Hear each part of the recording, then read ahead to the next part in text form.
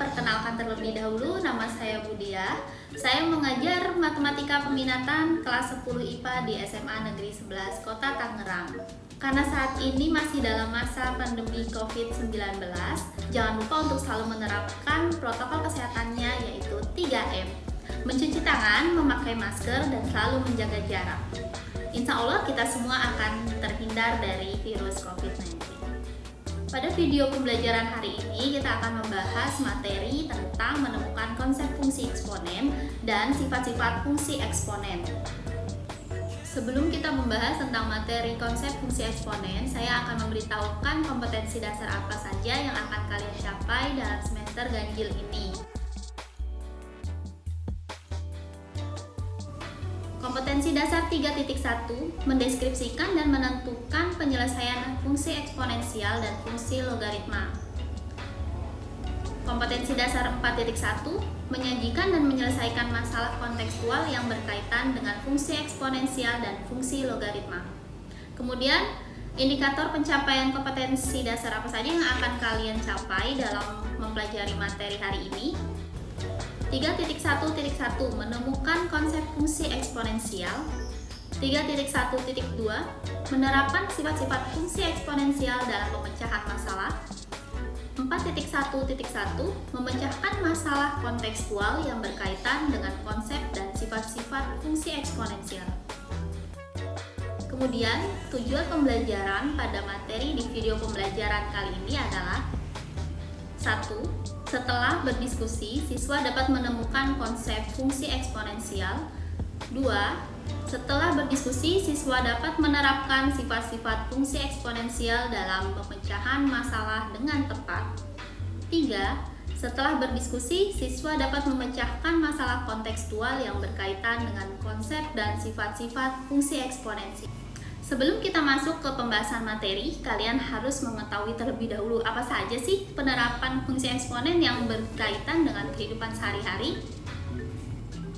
Yang pertama, contohnya dalam bidang biologi, biasanya untuk menghitung pertumbuhan suatu bakteri dan virus. Kemudian di bidang ekonomi, digunakan dalam perhitungan bunga majemuk. Dan di bidang sosial digunakan dalam perhitungan pertumbuhan penduduk dalam jangka waktu tertentu. Dan masih ada banyak lagi yang berkaitan dengan fungsi eksponen. Bagaimana cara menemukan konsep fungsi eksponen? Mari kita bahas bersama-sama. Sebuah bola basket yang dijatuhkan ke lantai dari ketinggian 8 meter. Setiap kali bola jatuh, maka bola tersebut akan memantul kembali sehingga ketinggiannya 65% dari ketinggian sebelumnya. Dapatkah kalian menentukan tinggi bola yang jatuh ke N? Dan bagaimanakah caranya? Untuk menentukan tinggi bola yang jatuh ke N kali, pertama-tama kalian harus menentukan rumus tinggi bola yang jatuh ke N. Rumus tinggi bola yang jatuh ke N itu sama dengan tinggi bola yang jatuh sebelumnya dikalikan dengan 65%, atau tinggi bola yang jatuh ke N sama dengan tinggi bola jatuh ke N dikurang 1 kali 65%. Kemudian langkah selanjutnya menentukan tinggi bola yang jatuh dari pertama kali sampai ke N kali. Nah, di sini kita bisa lihat untuk tinggi bola yang jatuh ke 0 atau H0 itu sama dengan tinggi awal bola jatuh. Jadi pertama kali bola jatuh itu tingginya adalah 8 meter. Kemudian untuk jatuh yang berikutnya kan dia memantul ya. Jadi setiap dia jatuh itu ketinggiannya akan berkurang 65% atau akan berkurang sebanyak 0,65. Maka di sini ditulis tinggi bola jatuh ke 1 atau H1 itu sama dengan 8 dikali 0,65. Kemudian yang selanjutnya tinggi bola jatuh yang kedua atau H2. Berarti dia berkurang lagi sebanyak 65% lagi. Menjadi 8 kali 0,65 dikali 0,65 atau sama dengan 8 kali 0,65 kuadrat. Selanjutnya, tinggi bola jatuh ketiga atau H3 itu sama dengan 8 kali 0,65 kali 0,65 kali 0,65 atau sama dengan 8 kali 0,65 pangkat 3. Dan selanjutnya, tinggi bola jatuh keempat kali dalam kurung H4 itu sama dengan 8 kali 0,65 kali 0,65 kali 0,65 kali 0,65 atau sama dengan 8 kali 0,65 pangkat 4. Sehingga untuk tinggi bola jatuh ke N kali atau dalam kurung HN itu sama dengan 8 kali 0,65 pangkat N. Sehingga dapat disimpulkan tinggi bola yang jatuh ke N kali dapat ditentukan dengan menggunakan rumus persamaan HN sama dengan 8 kali 0,65 pangkat N. Dari contoh permasalahan tersebut, pada dasarnya persamaan hasil operasi matematika dari permasalahan tinggi bola yang jatuh memiliki bentuk baku, yaitu Fx sama dengan K kali A pangkat X.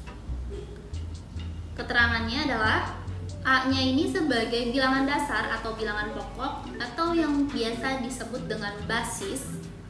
Kemudian K-nya ini adalah konstanta dan X-nya itu adalah variabel atau peubah. Nah, sampai di sini kalian sudah paham kan tentang konsep fungsi eksponensial? Selanjutnya kita akan membahas tentang sifat-sifat fungsi eksponensial. Masih ingatkah kalian tentang sifat-sifat eksponen atau sifat-sifat bilangan berpangkat yang pernah kalian pelajari di waktu SMP? Tentunya masih ingat ya. Mari kita akan membahas kembali tentang sifat-sifat fungsi eksponensial tersebut. Untuk menyelesaikan fungsi eksponensial, kalian juga perlu memahami sifat-sifat operasi bilangan pangkat atau eksponensial yang pernah kalian pelajari di waktu SMP. Nah, untuk mengingatkan kembali mengenai sifat-sifat eksponensial, coba kalian tentukan nilai dari bilangan pangkat berikut. Nah, di sini ada beberapa contoh bentuk eksponensial atau bentuk bilangan pangkat. Ini kalian bisa menyelesaikan dengan cara menerapkan sifat-sifat eksponensial yang pernah kalian pelajari di bangku SMP. Nah, dari pembahasan sebelumnya bisa disimpulkan bahwa ada beberapa sifat-sifat fungsi eksponensial, yaitu sifat-sifat pangkat bulat positif atau sifat-sifat eksponensial bulat positif. Yang pertama ada A pangkat M dikali A pangkat N sama dengan A pangkat M tambah N. Perkalian bilangan pangkat, maka pangkatnya dijumlahkan. Kemudian yang kedua, A pangkat M per A pangkat N, atau bisa ditulis juga A pangkat M dibagi A pangkat N, itu sama dengan A pangkat M dikurangi N. Yang selanjutnya, yang ketiga, A kali B pangkat M sama dengan A pangkat M dikali B pangkat M. Keempat, A pangkat M dipangkatkan kembali dengan N, itu sama dengan A pangkat M kali N. Selanjutnya, A per B pangkat M sama dengan A pangkat M per B pangkat M. Bagian keduanya yaitu sifat-sifat pangkat atau eksponen bulat 0 dan negatif, yaitu sifat yang tadi A pangkat 0 itu sama dengan 1 dan A pangkat negatif M itu sama dengan 1 per A pangkat M. Dan yang terakhir adalah sifat-sifat pangkat rasional atau bentuk akar, yaitu akar pangkat N dari A pangkat M itu sama dengan A pangkat M per N. Kemudian akar pangkat N dari A itu sama dengan A pangkat 1 per N. Nah, bagaimana? Kalian sudah ingat kembali kan tentang sifat-sifat eksponen atau bilangan pangkat yang pernah kalian pelajari di bangku SMP? Untuk selanjutnya, kalian dapat mendiskusikan permasalahan berikut ini bersama kelompok kalian dan ikuti langkah-langkah penyelesaiannya yang terdapat pada LKPD. Di situ ada permasalahan tentang seorang peneliti yang meneliti di sebuah lembaga penelitian itu sedang mengamati pertumbuhan suatu bakteri di sebuah laboratorium mikrobiologi. Pada permasalahan tersebut, kalian diminta untuk bagaimana cara menentukan banyaknya bakteri dari hasil pembelahan dalam waktu sekian jam. Untuk kegiatan yang kedua, kalian di sini akan mendiskusikan tentang menyederhanakan bentuk eksponen dengan menerapkan sifat-sifat eksponen yang sudah kalian pelajari sebelumnya. Diskusikan setiap pertanyaan yang terdapat pada LKPD bersama teman dan guru di grup psikologi yang sudah disediakan. Kemudian selesaikanlah kegiatan dalam LKPD sesuai dengan waktu yang telah disepakati bersama. Dan setelah selesai berdiskusi, presentasikan hasil diskusi kalian dengan menggunakan PowerPoint. Jika terdapat kesalahan dalam penyampaian materi, saya memohon maaf. Kemudian saya akhiri, wassalamualaikum warahmatullahi wabarakatuh.